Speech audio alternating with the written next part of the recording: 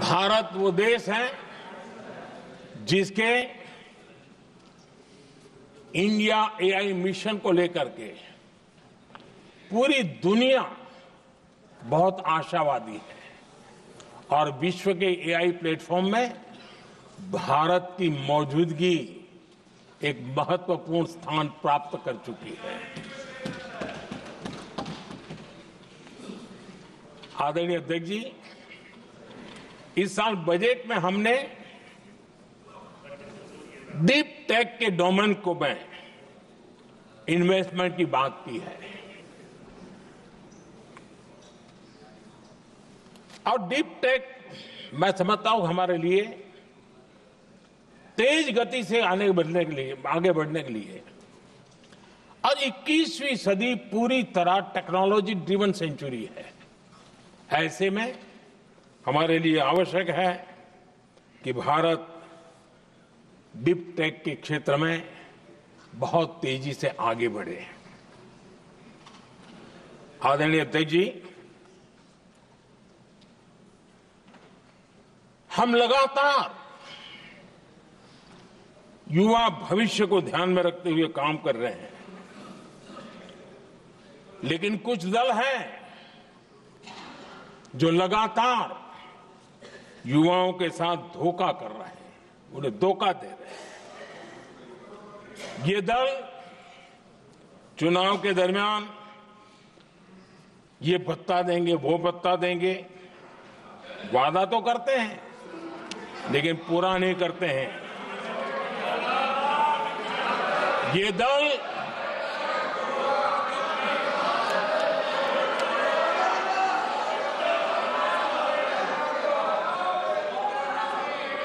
Please माननीय सदस्य गरिमा प्रतिष्ठा बनाए रखें। भारत की संसद में आप प्लीज बैठे बैठे टिप्पणी नहीं करें और नए माननीय सदस्य बैठे बैठे टिप्पणी कर रहे हैं। आदरणीय अध्यक्ष जी, ये दल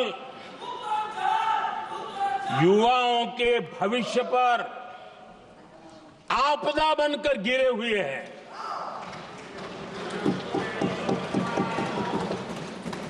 आदरणीय अध्यक्ष जी, हम कैसे काम करते हैं ये हरियाणा में अभी देश ने देखा है। बिना खर्ची, बिना पर्ची नौकरी देने का वादा किया था, सरकार बनते ही नौकरी मिल गई नौजवानों को। हम जो कहते हैं उसी का परिणाम है। आदरणीय अध्यक्ष जी, हरियाणा में तीसरी बार भव्य विजय और हरियाणा में के इतिहास में तीसरी बार विजय, ये अपने आप में ऐतिहासिक घटना है। आदरणीय अध्यक्ष जी, महाराष्ट्र में भी ऐतिहासिक परिणाम, जनता जनार्दन के आशीर्वाद। महाराष्ट्र के इतिहास में सत्ता पक्ष के पास इतनी सीटें पहली बार, ये जनता जनार्दन के आशीर्वाद से हम करके आए हैं।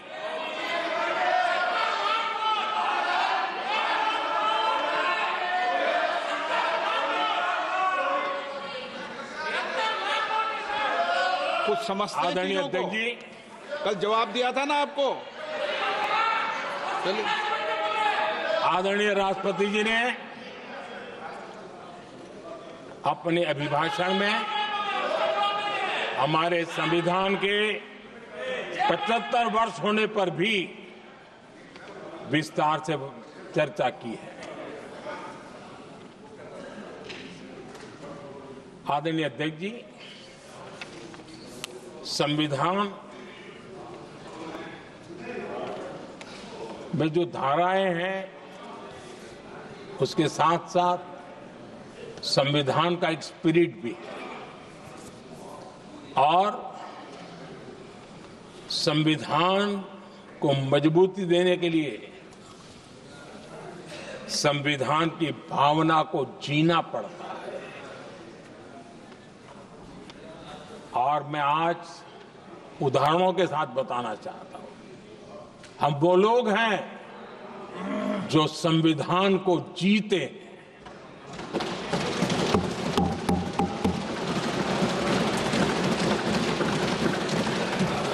आदरणीय अध्यक्ष महोदय, हमारे यहां ये बात सही है, परंपरा है कि राष्ट्रपति जी जब उद्बोधन करते हैं तो उस सरकार के उस साल के कार्यकाल का ब्यौरा देते हैं।